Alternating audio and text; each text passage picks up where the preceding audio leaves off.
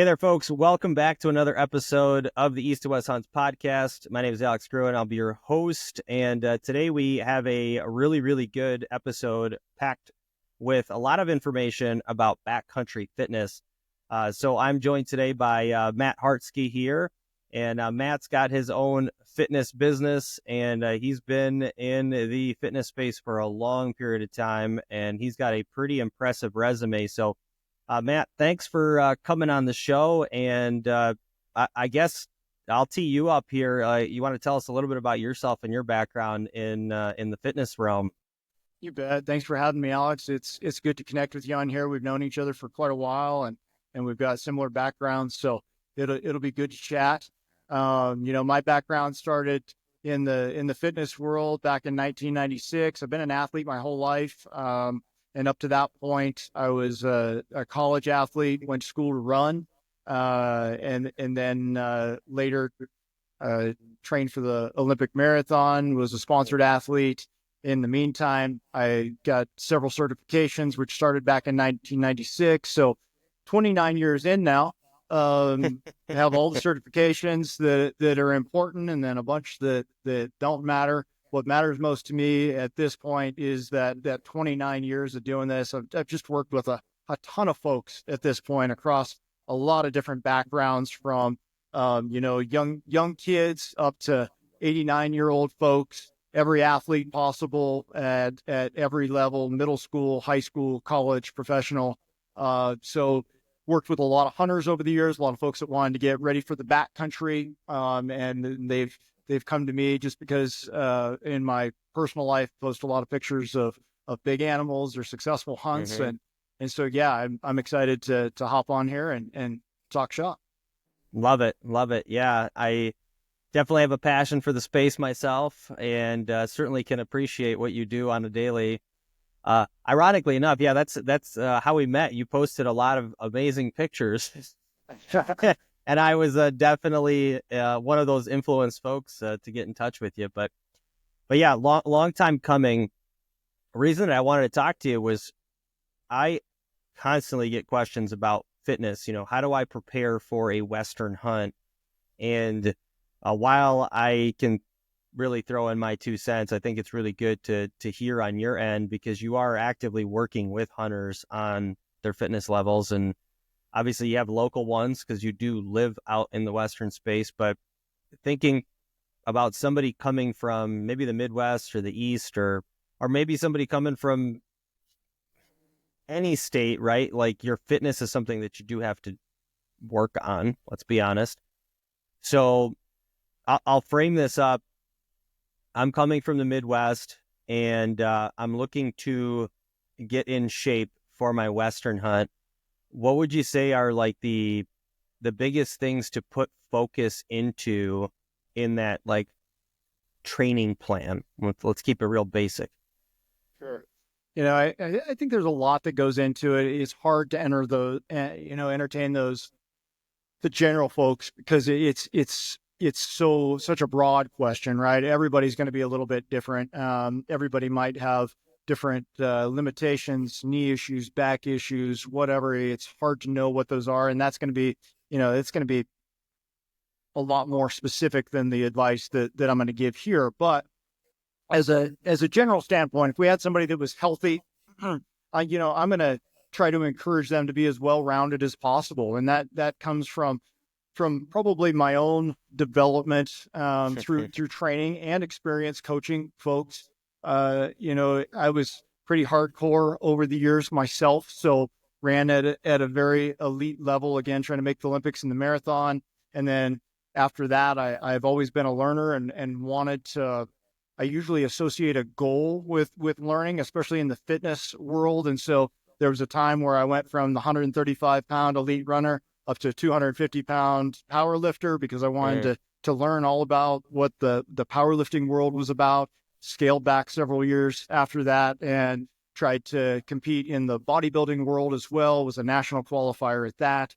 And so those experiences, kind of opened my eyes to a lot of different training, right? When I first started training, because of my running background, I've been to the different Olympic training centers back then, but because I was a runner and running coaches believed that the law of specificity, if you want to be a fast runner, you've got to run. Lifting weights was kind of an afterthought for us at that level. Not that it wouldn't have been good for us, but it was kind of an afterthought. So when I first started coaching folks, I had a lot of people lose weight in the beginning, but ran their first 5K, 10Ks, marathons, things like that. I've come because of the other experiences that I've had, realizing how important strength training is, where strength training is now the foundation of what I coach, right? Mm-hmm. So never leaving alone the other components. I want to be very well-rounded, but strength is very important for us. My wife still runs ultra marathons, but Oh, realizes that she needs to strength train around, we usually have her going 4 or 5 days a week of strength training because it keeps her healthier, right? yeah. And allows her to really adapt to the endurance side of training even better because she's doing the strength training as well. So my advice to everybody, including myself, is, to try to be as well-rounded as possible. So I get out, I walk every day. I set a huge priority on walking. So a minimum of 30 minutes a day. A lot of times I really try to get in an hour. Sometimes I'll set a step goal for the day. Usually I'm always trying to get in 10,000. Sometimes, if I'm coaching classes all day and I'm in that class setting, I'm walking laps, I'm walking around from person to person to person, coaching technique, and I'm just moving as much as I can during that time.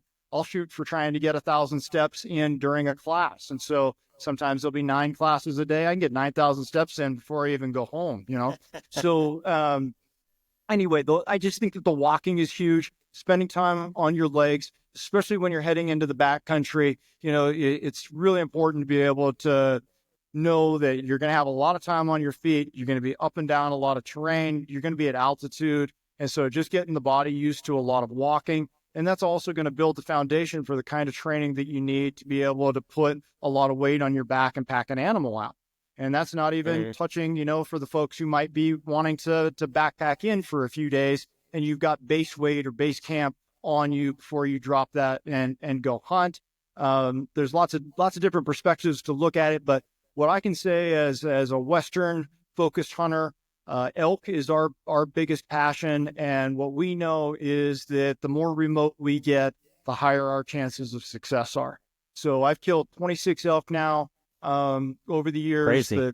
The times that I didn't kill an elk were in college, and a couple of years ago, about the whole mountain burned down, starting on September 6th, and so we were dealing with fire. But with elk as the focus for us, they just tend to be more in nasty places. And so my focus now, I'm 47. I'm not training to run fast. I'm not training for bodybuilding. I'm not training for powerlifting. I want to be as well-rounded as I can for the backcountry, right? And so for that, it's the same recommendation for anybody. Start with what you can do. Start with the foundation of walking, hiking. Could progress that to weighted hikes, weighted rucks. Could progress that to running. If you're already a runner, build in more strength, build in more hiking. I can tell you that there was a time where I was pretty darn fit at running, went for a day hike with a buddy who didn't do any running, but he did a ton of hiking. He just hiked all the time. Lots of long through hikes and things of that nature. And he walked my butt off. And I was like, how is this possible? And at that point, I was still pretty fast. I mean, we're talking like, sub 30-minute 10K probably still at that point. And he walked me into the ground. I'm like, well, they are not the same activity, right? And so while they can both complement one another, there is absolutely nothing wrong with the walking. I used to poo-poo it even with my weight loss clients in the beginning. 20 years ago, they'd say, I got out and I did a 20-minute walk. And immediately I was like, well, could you ride the bike instead? Can we get you to the gym and ride a machine? Can you go swimming? Can you do anything more than walk? Because and the reason, my rationale behind it was, it's such a low calorie burning activity. And I was tunnel visioned on the fat loss part of it, whereas in reality, that walking would have built their confidence, building the consistency of that habit and the confidence of that they were doing something every day to make an impact on their health, and to build that foundation first is so important. And so for anybody, I really put that as the key focus. And then we can talk more about the types of strength training and stuff that I would recommend. But Yeah, no, I love it. What you just said, I think, is a factor of us getting older. yeah, yeah. Because I so agree with you. I remember, it's really funny. For viewers and listeners, like I have a personal training background. That was kind of the beginning of my career with stuff. But I'll never forget my very first client, and he was like a 15-year-old kid, overweight, and he was in Boy Scouts, and they were prepping for like a huge summer trip, and he needed to lose like, I don't know, I think at the time he needed to lose like 50 pounds because he was terrified of leading this trip and being like out of shape. And I remember I literally had him do like 20 push-ups, and I think it was like his third push-up, and I had a heart rate monitor on him, and his heart rate was like 178 or something like that. And I was sitting there going, oh man, like I'm gonna like crush him. And I was so focused on this caloric burn, exactly what you just said. And then hindsight 2020, like I'm constantly focused on walking steady state, 30 minutes a day. Yes. It's Yeah. so funny. Yes. Yes. Yeah. Oh, I love it. from a business side of it, when coaching is your deal, even just trying to keep client turnover low, I mean, having them do a ton of cardio and pushing in that way is the wrong way to try to keep clients. Yeah. I mean, Burn them out. yeah, yeah. And so that is true. That is a huge shift in my philosophy. I'm 180 degrees from that now, where it's a heck of a lot easier to break somebody into the world of fitness with strength training. It's way easier to modify for any kind of needs, limitations, and then to build them up cardio wise. Yeah, just like you said, building them up with the walking, or I love the step mill, things of that nature. Yeah. Yeah. So I was going to ask you specifics because you mentioned like specificity training, right? Uh, would it be wrong for somebody to say, hey, all my training is going to be, I'm going to put a pack on and I'm going to focus on every weekend, I'm going to go hike 5 miles on Saturday, 5 miles on Sunday with a 30-pound pack? Like, is that a bad idea for people, or is that something you would recommend? Because I think about there's a lot of time in between there that, like, what are they doing, Yeah, for sure. I think you can tell already probably from both my background and the way that I kind of look at the fitness stuff that, you know, the empathetic part of me realizes that a lot of people don't dig fitness, right? And that the thought of running or the thought of going to the gym every day is excruciating for them, right? Fair. And so that empathetic side of me says one is greater than zero, right? Great. If you have done zero in the past and that is more than you've done in the past, great, use it. Maybe it builds into more, right?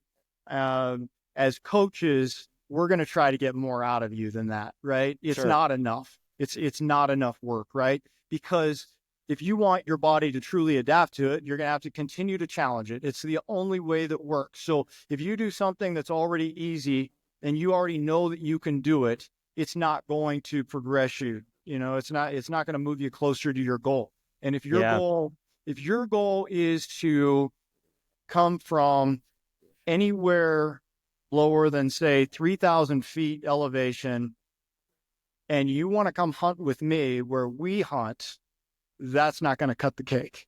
And I Yep. can say that from personal experience because I mean, I've done a lot more than that and still not been ready for the backcountry, not to hunt where we hunt the way we want to do it. But Mm-hmm. yeah, Yeah. Well, I bring that up because, right, there's the emphasis, and you had kind of pointed it out of like, it's obviously steep, but there's a difference of, hey, I'm going to hunt out of a base camp off the side of the road to, I got to go pack in a 50-pound pack with all my stuff, right, for miles. Sure. Because if you kill something, you got to bring that thing out too. yeah, yeah. Right. So if you're training and that's your training style, like do you still focus on total body training, or are you more focused on just your lower body and Attention hunters, are you sick and tired of the complicated draw systems and tag applications that take place out west? Or maybe you want to plan a western hunt, or maybe one of your dream hunts, and you don't really even know where to start. Well, that's where East to West Hunts comes in. We take care of everything for you. We'll do the tag applications. We just need to put a strategy in play for you of what you're trying to do and when you're trying to go.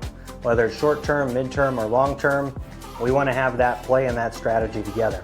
And when you do draw a tag, we can look at do-it-yourself options such as hunt plans that detail out exactly how to hunt those areas, or we can get you booked with a guide and outfitter in that specific unit or area.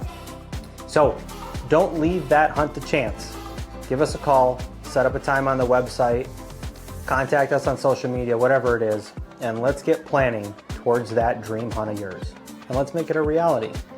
Check us out on www.east2westhunts.com. Again, that is www.east2westhunts.com. Also check us out on Instagram, YouTube, and podcast. Thanks so much. Talk to you soon. cardio at that point? Yeah, the emphasis for me now is 100% on the legs, and so there will be times where I'm pretty darn busy. So I do not have enough hours in the day. I don't sit down very often, constantly on to the next thing. Like we discussed earlier, I just published a book, and so there's always something. My to-do list is huge, and so for me, there will be days where I don't get the luxury of squeezing in both. I have to make a sacrifice. I only get to choose one. Like, I'm not going to take a 0, but I can either hit some form of cardio or legs, or I can lift. And I can tell you that, again, lifting is a huge, huge priority for me. It was a huge part of my life. There was a time in my life where I did 0 cardio and 100% lifting every day, twice a day, 3 times a day when I was trying to reach certain goals, right? But now for the goal of training for the backcountry, if I'm going to skip one, I'm going to skip the strength training and I'm going to hit my legs. I'm going to, or, in a cardio more in, and I hate that word cardio, but a more conditioning factor, where I know that it's going to help me the next time I'm in the scenario of the mountains. Right. But I definitely want to be well-rounded every chance I get. So yes, the plan is going to be legs are going to be the focus. Strength training the legs, especially during the winter and the off season, is a huge focus. As we get closer to season, definitely going to have the conditioning be primary.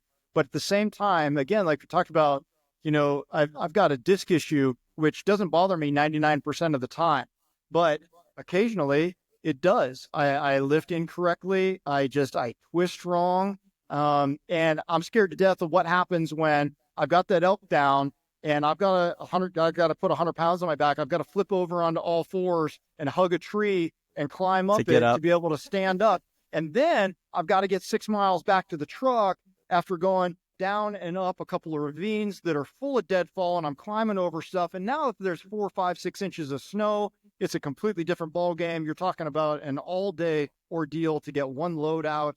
And so, yes, I want to be strong from head to toe for those situations. I love it. How many elk did you say you killed? 26, 27? 26, 26 now. All right, folks. So he's killed 26 elk because he just went through hell on every one of them, because you just heard it. He's going up and down through deadfall. Many people heard that and just said, no way. Yeah, and I would say that's more probably that probably happened the last 10 years. That's a lot, man. I would say the last 9 or 10 elk have been from places where they were definitely earned, Oh, yeah. In the beginning, we had horses growing up, and we used to take horses in a lot of times, get 6, 7, 8 miles back in and then start to hunt. It wasn't like it was easy, but you had horses around, you had different ways to get the animals out. And so it's not always that way. And I've definitely, bombed up the mountain after work and ditch the truck and go where I can go, so that's not a wilderness hunt. It would have been it's a piece of cake. You kill back in there, especially in September with the bow, maybe you're a mile from the truck or something like that. So there's plenty of those. So you don't have to be a hardcore guy for sure. But for me, we just know now that we know some places where the elk hang out in just nasty spots. And we know that people do not. People look across at that 2.5 miles. And if they haven't experienced it before, the smart ones, most of them, especially if they haven't trained for it, are saying, nah, they're thinking through the whole thing, right? Yeah. And it only takes one time of going down in there and up the other side and realizing it took you 2.5 hours to get there, and maybe the elk aren't there, and then coming back out, and then all of a sudden the next time you say, no, so yeah, those scenarios you've got to be ready for. You've got to train for sure. Yes. No, I mean, it's a lot. I think for anybody that hasn't gone on a hunt like that, you don't realize how much strain that puts on your legs. And this will lead into my next question, but kind of prefacing it, right? You're hiking. I remember a few years back, I went really gnarly Colorado hunt. And, it took me 5.5 hours to get into like the drainage essentially that I wanted to get into. And I still needed to go up like another 2,000 feet in elevation to get to where like the bulls were that I was seeing. And I kind of got to that point where it was like, I'm already physically exhausted, and just knowing I only have like a day and a half left to hunt, I physically wasn't going to be able to like kill something and bring it fully out in that period of time. And that was like kind of crappy because you know where the animals are, but you're literally telling yourself like, I can't do it right now. Yes. And, that you feel it. I remember feeling it in my quads after 5 days going like, I'm toast. And I think it was like a 7-day hunt. So for viewers and listeners, like that's a big one.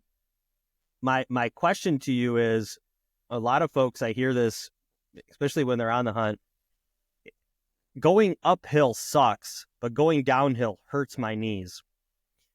And that's like worse in the sense, right? When they're coming downhill, like they just don't want to deal with it. Any advice for like training, anything in particular that would benefit you for that coming down effect? Sure. And I think that's a great question. That is definitely the hardest piece. And then especially you get weight on your back and it's even worse. For me, I have a touchy right knee. Most of the time, like I can walk around, I can run, I can ride the bike, doesn't bother me. Certain squats, lunges especially, really bothers me. It gives me the same sensation that I get hiking down the mountain. And so for me, it's just a lot of things that are going to build that downward repetition, that pounding, the strain that the quads get right there. But the tough part of that is if that bothers your knees, most of the training that's going to build the quad and those stabilizers to be able to prepare for that, it's probably going to bother the knees as well. So the trick is to try to find exercises and training that can build you up in a way where you can hit those quads and kind of get into that same grind without causing inflammation in the training as well. So for me, some of those exercises are the kickstand squat. So I can get away with the kickstand squat without putting too much pressure no pressure on the kickstand leg, and I can still get an awful lot out of that. I'll do an awful lot of box squats where I can pull my hips back, sit on that box, not as a depth finder, but as a way to be able to work into the depth of the squat and build my hamstrings and quads up so they're supporting the work that the quads are doing. We'll do a lot of sled pushes and pulls, and so a lot of that will get the knee at the right angle to be able to take the abuse, especially backwards. So dragging a sled backwards, pulling it, whether it's with a handle or hanging onto the sled, a lot of that can work on that leg extension, the knee extension that's going to put a lot of strain on that lower quad. Walking on a treadmill backwards, even with the treadmill turned off, and you're just pushing the tread as you work your hips pushed against the treadmill handle. can work some of that same quad movement. And then just trying to build in little increments as well would be another piece of advice I would give. So if even for folks who are in pretty darn good shape, we'll go over to the university in the summertime and run the stadium steps. And sometimes I say run, but a lot of times it's weighted pack. We'll start with, say, 20 pounds in the pack. We'll do a given workout, say 10 times to the top, 10 times down. And I can be in pretty darn good shape when we do that the first time for the year, and I can get really tore up from it. Feel the knee a little bit, but it's in a small enough dose to where I can control the inflammation. And then we build up from there. Add more weight, add more times to the top, whatever it might be. Change the pace up, change the aggressiveness of how fast we're coming down. So simple things like that. I'm also a huge believer in balancing out the leg work. So we spend a ton of time on the hamstrings and stabilizers. So not just direct squatting, lunge type stuff, but a lot of single leg Romanian deadlift is a staple for us. A lot of Nordic curls, a lot of stability ball curls, building up the hamstrings and so that you've got some more support there. Another huge factor for us is glute training. So a ton of glute bridges. Glute bridges can be done at home, especially if you turn them into single leg style, whether it's regular single leg, cross leg glute bridges, butterfly glute bridges. All you need maybe is a sandbag, and you can make those really miserable in a hurry. And so you can build up a lot of supporting muscles too to help reduce what you're going to feel in the mountains. Love it. No, that was awesome. Really good information there. So here's a question for you. Not necessarily fully related to training, but let's say you're on a hunt. What have you found to be really, really beneficial forms of recovery and, like, I guess, the nutrition factor for the day, right? So let's kind of play out. We just hiked that 5.5 hour hike I was just talking about. I found camp, and now I'm gonna lay low for the rest of the evening. I'm gonna glass, and I'm gonna recover. What does that kind of look like in your world with food and relaxing? Yeah, that's a great question. Hey, before I forget though, I want to go back to that other one, and I forgot in the middle of my ramble, but another thing that we'll do as far as, when I talked about dragging the sled backwards, some folks are going to be like, I don't have a sled. My gym doesn't have a sled, whatever. And so something that we've done is just, in the beginning, I'd punch a hole in some old tires. You can get it. They want to give them away for free at the tire place if you don't have any. So I'd get some big old steel belted tires, and I'd punch a hole through it, attach an eye bolt to it, and snap a rope on, and we drag those suckers forwards, backwards all the time. Don't need a special harness or anything like that. So that's something else that we'll do. A lot of times we'll even throw it in the truck, take it to the mountain. We've got some pretty steep, short little hills, and we'll drag it forward, backwards in repetition up those hills too. So anyway, I just want to throw that in there before I forget, because that is something that we do a lot of that's excellent. That's a good ad. That's a good ad. So, all right. Anyways, in terms of on-hunt nutrition, I think that's a great one. And I think that's a great one to talk about. And maybe you were going to get there at some point. But another piece of somebody coming from anywhere else and wanting to optimize their opportunity here, and even for people that are here, no different. But the nutrition can play a huge role, right? How much body fat you're bringing into the hunt with you. So, a lot of people, Cameron Haynes, especially in the beginning, huge pushback against all the running he was doing for the mountain preparation, right? So in no way am I saying you need to be able to run a marathon if you want to be able to be successful in the backcountry. That's not what I'm saying, but they have a lot of parallels to one another, right? Being successful in the backcountry, you are kind of turning yourself into a particular type of endurance athlete with some strength mixed in there, right? That is your event now. That is what you're training for. And so if we were to draw that parallel to running, the lower your body fat percentage, the higher your VO2 max, the better that your body can utilize oxygen, right? And process fuels in the system. And so the less fat you're carrying, the more efficient you're going to be. The better you're going to be, the better you're going to feel in the backcountry, right? So the nutrition goes hand in hand with the training that you're doing. So you want to maximize, you want to compound the effects of whatever training you're doing. Let's say you're the guy that's only going out there and throwing on a weighted pack and you're only hiking on the weekends. You want to maximize that, cut your body fat down, get as lean as you can before you go into that hunt. I think that can play a crucial role as well. The less weight you're carrying around as well, the less weight that you're carrying around, right? If you're talking about throwing a 40-pound pack on, but you're carrying an extra 20 pounds, well, now you've got 60 pounds your body's having to deal with, and that's stressful. And for, 10,000 steps, maybe it's not bad. 20,000 steps while you're packing an elk out, that's bad.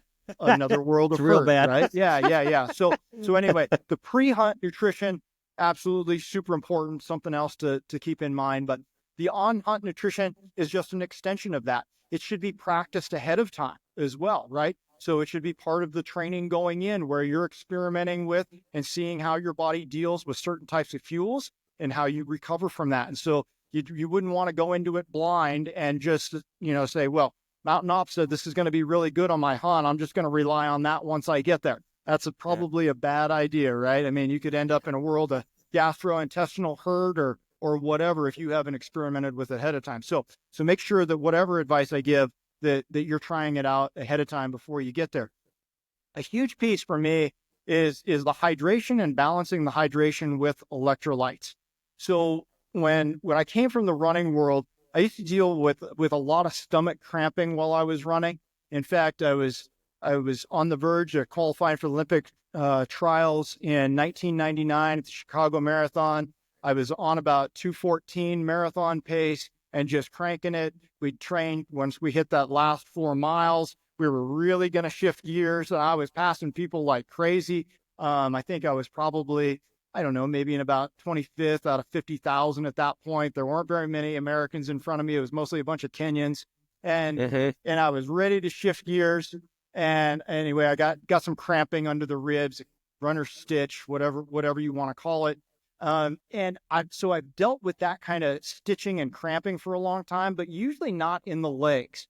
When I started hunting the backcountry, I would usually drink a bunch of water in the beginning. I'd take water with me, but I wouldn't drink a whole lot throughout the day because one of the things that I stopped doing when I was in the marathon training was I stopped drinking the water because the less water I drank, the less cramping I had in the stomach. And that was the issue in that race.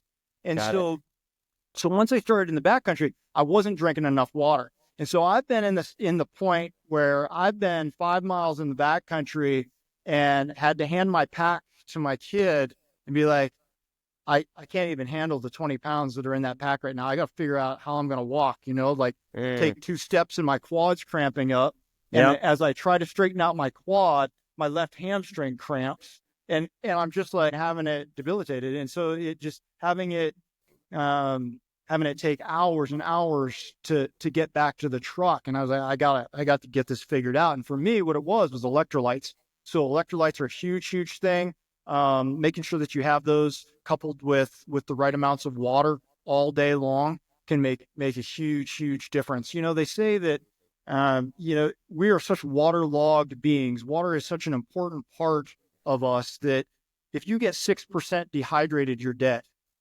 I believe is the statistic. So okay, it's not a stretch to understand that even if you become 1% dehydrated, that it's going to negatively impact you cognitively, decision making, your ability to perform, your ability to make a good shot once you get there, if you got there. And so I think that the hydration and the electrolytes are a very important role there. Yeah. Do you have like a recommended product that you like that you've just seen really good results with? Because the supplement world as it is just, it's so saturated and everybody claims something different. So what do you like to use when you're out in the backcountry for electrolytes? Yeah, absolutely. It's another one of those things that, there's a million products. How do you narrow it down? Everybody has their own twist and gimmick on it. Dehydrated coconut water was a huge push for a long time. I remember that. For me, I just try to use one that has a good balance of the base electrolytes, your sodium, your magnesium, calcium, and your potassium and making sure that you tolerate it well, that it's drinkable for you. It's not too sweet, especially once you get in the backcountry. Sometimes you don't want something that's really sweet. It just doesn't hit you right, or doesn't hit your stomach right. Or for me, at my gym, we use Transparent Labs products because they're extremely clean, and they have a product called Hydrate. I'm not in any way saying that's the end all be all. That just happens to be a product that I've used. I believe in. It's very clean. I know that it sits well on my stomach. And so that's what I use. Other companies have great things. Mountain Ops probably has something. Wilderness Athlete probably has something great. But just experiment with it ahead of time. But that is something that I would keep on board all day long. If you were a runner, let's say you were an ultra marathoner, an ultra marathoners, they're not just running the whole time. They spend a ton of that race hiking, right? So in a lot of ways, a backcountry hunter is like an ultra marathoner. They're hiking fast, for hours, for a prolonged period of time. So if you were an ultra marathoner, you would be sipping on fluid and electrolytes all the time, right? Sure. There would be a recommended amount that you would have every hour. So for me, I try to consume about 16 ounces of fluid every hour while I'm in the backcountry, and I make sure that I have electrolytes with that. Now, you asked me about products as well. So that Hydrate I have whenever I'm close. They don't sell it in individual tear open packets like Mountain Ops has or whatnot. And so it comes in a little tub. So anyway, we're scooping that in, taking it in whatever bottles we have. I drink a huge 40-ounce one before I start every day. That's how important it is to me. And then as I'm out there, I'll run out of whatever powdered stuff that I have. And then I'm just drinking water, right? So I'm still trying to drink generally around 16 ounces an hour.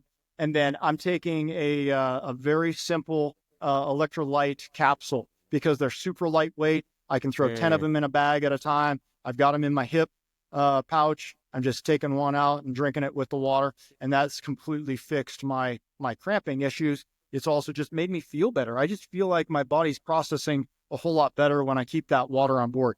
As far as nutrition goes, while you're in the backcountry, I'm just a big believer in high energy, quality energy. So might be a lot of like fruit leather type stuff, fruit chew type things that have a lot of natural sugars in them, things that are honey based. Again, things that are pretty easily digestible. I look at the ultra marathoning world for that. So might be like honey stinger waffles or things that my body can process very easily, coupled with being pretty darn lightweight, right? I don't want to be packing heavy stuff that's too heavy versus the amount of nutrient value that I'm getting out of it. A lot of folks are going to be worried about protein and whatnot. I don't worry about protein too much when I'm in the backcountry. I do take electrolyte, amino acid capsules with me. So I'll take BCAA capsules with me to help promote that recovery, especially if you're somebody like you described earlier, where you said, your legs were feeling pretty beat up from several days of that, and it took a while to get adjusted. Then you could help speed up that recovery, give your body some of what it needs by taking some of those BCAAs while you're out there. Anyway. No, that's spot on. I'm not surprised you said about the BCAAs, but it's something that you don't hear a lot about. You hear a lot about electrolytes. You don't hear a lot about, branched chain amino acids. So, so that's a good the one. BCAAs were something for me. I've almost felt like everybody knows about them. Everybody has access to them. They're not a secret, and they're not any kind of performance enhancer or anything like that. But for me, I've taken them for so long in such high quantities because I realized that, when you train at a very high level for a long time, you get very, very sensitive to what's working and what's not working with any aspect of it, whether it's the training or the nutrition piece, right? Sleep, stress, all of those things become it's highly acute, right? You recognize that something is off, something's not working. And so for me, BCAAs were something where I realized that if I stayed on top of that and I took it every couple of hours, where I didn't have to necessarily ingest as much protein, but it sped up my recovery. I felt more recovered. That's all there was to it. And even if it was a placebo effect, it was something that worked for me, right? And so it's something, that I've done for a long time, and I have felt like it's a little bit of a secret weapon. I would have guys that I would lift with in the bodybuilding world, and I felt like I could recover faster. I could put on muscle faster because of the nutrition more than anything else. Love it. All right. This is the big money question. Somebody's just wanting to start. They're overwhelmed. You want to keep it simple. What would be like the only two things you would tell them to do to get started? To get started. So I would make sure that we're planning far enough out is a huge one, right? And so coming up with the plan ahead of time is a real biggie for me. A lot of the things that we've talked about today, you know, I've talked about periodization a little bit, you know, lifting weights more during your off season or during like the winter months, and building your base that way before transitioning into different kinds of training. How would you know? How do you know where to start? How do you know how to break that training down? How do you know when to introduce more training, more weight into it? And so you've got to plan that out. So if you know when the hunt is going to be, simple, right? Here we are, January 22nd, I believe. Yep. You've got X amount of time to break that down. So spend a few months building your base, right? You can build base in a lot of different ways. It just depends where you're at with your fitness. If you're somebody that's starting from zero, that should probably be with just getting up and building the consistency of trying to walk every day. Maybe you start with the goal of 20 minutes every day and you try to build on that. So that could be both building in duration, right? So maybe your goal is to build up to an hour over the course of the next month.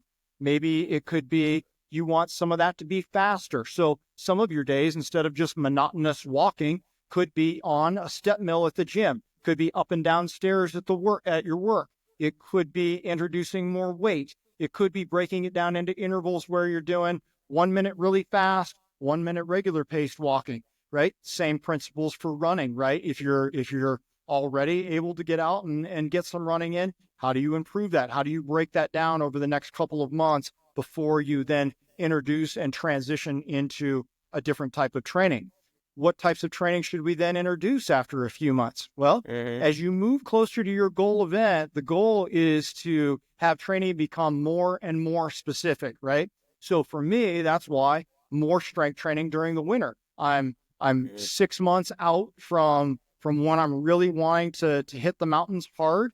And so for me, there's going to be more strength training there. And as I get closer to that goal event, goal time, goal season, then the more I'm going to do the specificity of training required for that, which is going to be more time on the legs, more pounding, more heavy breathing, things of that nature. Does that answer your question? Make sense? Yeah. No, it's yes, it answers your question. It also confirms this is just kind of funny because like I was talking to a buddy of mine and I'm like, dude, I always go to kind of like, I don't even call it bulking season, but it's really strength training season after the hunting period, like, I don't know, December all the way till about like March, April.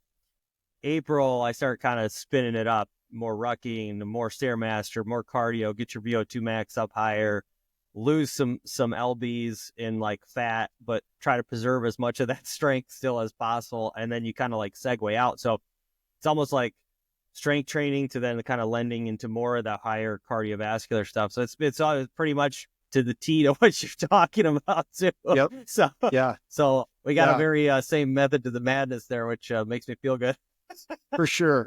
You know, and we're really lucky out here because, you know, we've got the hunting season, but you know, most of the guys that are serious about, you know, any kind of backcountry hunting and that love getting out there after the elk and the deer and just spend a ton of time doing that, they're also a little bit shed crazy, you know, and so, you know, starting in March, April, there's some places we can start to get into now. A lot of places because of new laws, you know, it might be May 1st, but that honestly has changed our training a little bit because it's the same country we're hunting elk in. We're just throwing sheds on the back instead of thinking about hauling an elk out. But a lot of times it's even longer days because you're gone and you're just up and down. And you're trying to cover as much ground as you can to give yourself opportunity to find that brown gold. And so for us, a lot of times that's starting in May.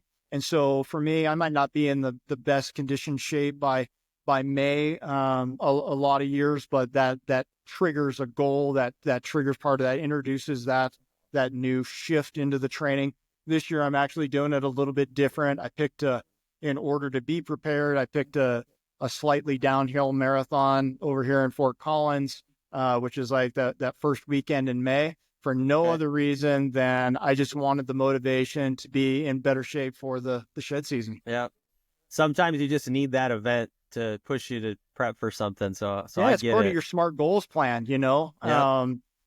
without having that timely goal on the horizon, it's just too easy to push things off, prioritize other stuff, to push off even the hiking and, convince yourself, oh, it's just a hike, I'll be fine if I skip it, and if you've got a goal on the horizon that's holding you accountable, that can definitely be a big factor in, how much you get accomplished.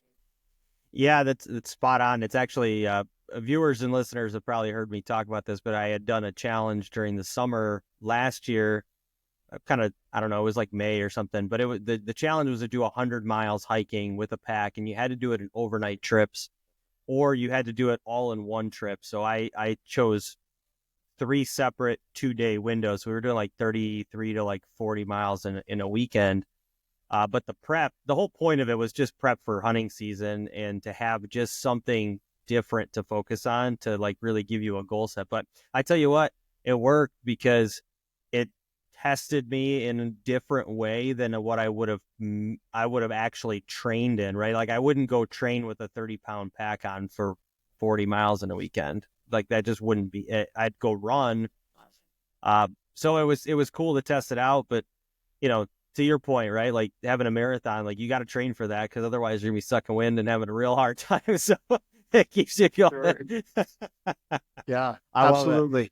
And then for a lot of guys too, I think a lot of this just boils down to being, I'm speaking to men out there, I guess, with this statement. So I don't mean to alienate any of the ladies. For the record, the toughest people that I've ever worked with in the last 29 years are definitely women. I think 99% of women are much, much tougher than men at base value. They're built to suffer. But with that said, just part of being a man, like I wouldn't want to be in better shape or put more priority on being in shape for hunting elk than I would prioritizing being in shape for my family either. And Yes. so that's one thing that's just always been important to me. And so I've never understood the argument, when Cam Hanes got pushback on it. I'm like, man, this is just part of being a healthy adult, being a good role model for kids, living a Yep. healthier quality of life. Really, that's what we're talking about. Just when you tag a specific goal event on it, it ups the ante a little bit, in that way, or maybe helps you focus a little bit more. But really that's all we're talking about there. And so, just, I think part of that, men are better if we're goal oriented, if we have goals. So yes, maybe that hunting trip is the pie in the sky. That's the end goal, right? But we function even better if we break that big goal into smaller chunks. That's one of the ideas of periodization, right? What am I not going to accomplish just in the next 6 months, but what am I going to accomplish in the next 2 months? What am I going to accomplish in the next 2 weeks? What am I going to accomplish today?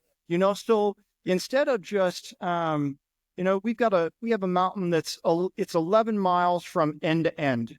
And it's kind of a funny shaped, long deal. It's out in the middle of nowhere. It lies into the prairie, and then there's a valley behind it, and then the real mountains start. So, it's skinny and it's 11 miles long. You can access it on one end, you can access it on the other end, and it's beautiful. There's rugged trails. There's more water than I could ever imagine being on such a narrow. It's probably only a mile wide at its widest spot.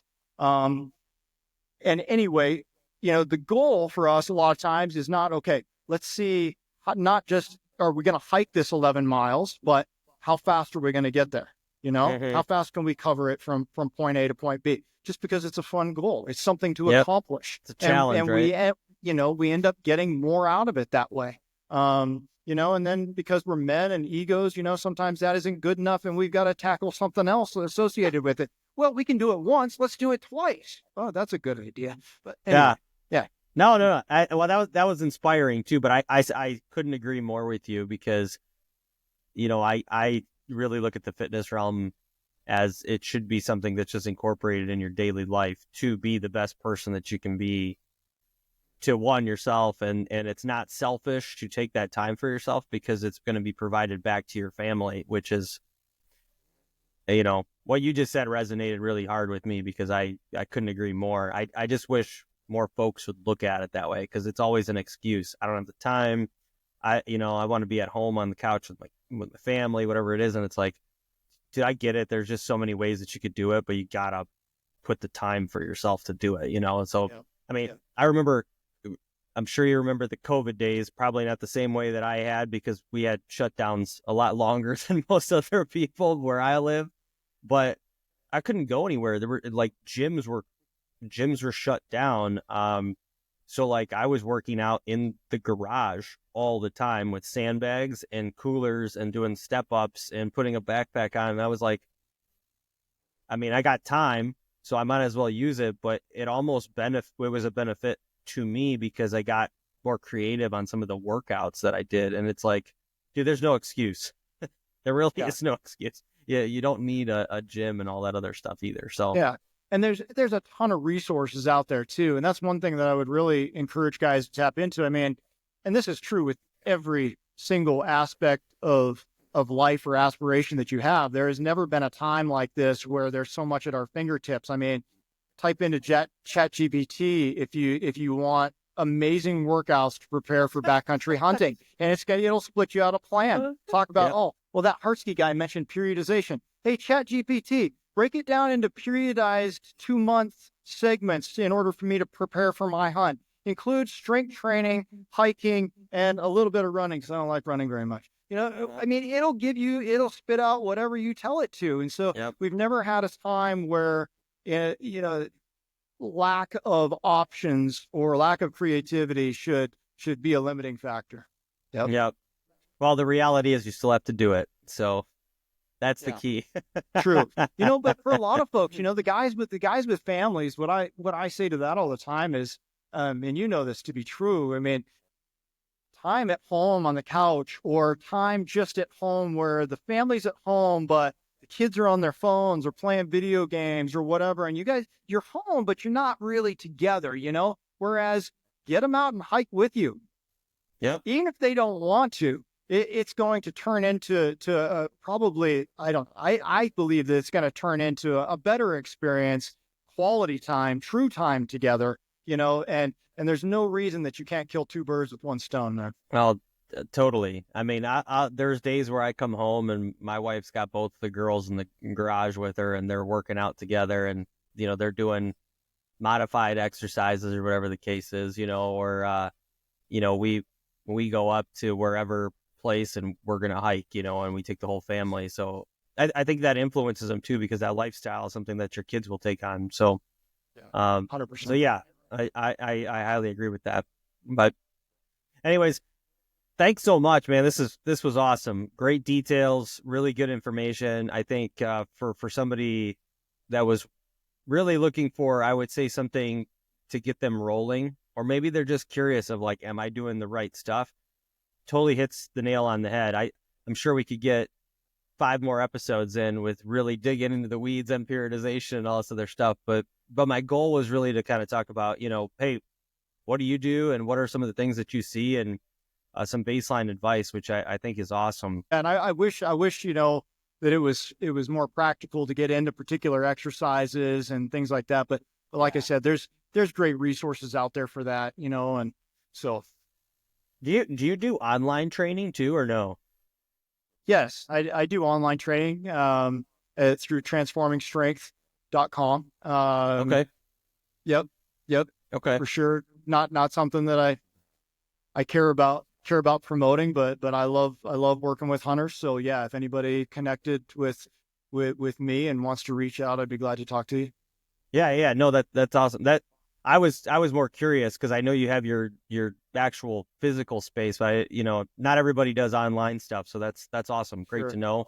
It's been a challenge, I think, in that area for me, because super, super picky. I'm one of those guys that's super picky about technique, safety. We have very, very low injury rate here. And it's just because I've put that safety first. And then out of the exercises that we choose, I mean, they have to be exercises that are proven to be safe and effective. And so that really takes the volume of exercises, and it really narrows those options down. And then I've seen what works over and over and over again for the majority of folks and what hasn't. And I just get rid of what doesn't work and keep what works. But the hardest part of the online training for me is to prescribe an exercise and not be able to watch somebody execute that exercise and know 100% that they're being safe. So that's something a lot of times I have to let go of. But for the good thing for hunters is because a lot of that training is not necessarily technique based or heavy on the technique side. It works out for the online training. No, that's awesome. That's a great ad there. Well, let's shore it up to you here. If somebody wants to talk to you, follow you, whatever the case is, how would they do that? Yeah, you can hop on to Instagram, reach out to Matt Hartsky. Would be the easiest spot. You'll see a lot of stuff on there is kind of geared more towards the motivational realm right now, because that's the book I just released, and that's just kind of where my head is. But that would be a great starting point there. And we can chat and see what you need, or I can direct you to somewhere else if I feel like you'd be better off. Love it. Well, I'll hit you with my little spiel here as well. It is tag application and hunt planning time. So as I like to say, there's no better time than now to start. With that, if you want to follow along, go ahead and check out the Instagram page. That is at East2 West Hunts. And otherwise, I would go and check out the website and book your free consultation. So head over to www.east2westhunts.com, click the free consult button, get booked for a 45-minute session, and let's talk about what you'd like to accomplish and if we could help you. And if so, we can design a little strategy in play and then talk about planning that moving forward. Otherwise, I'll see you on the next one.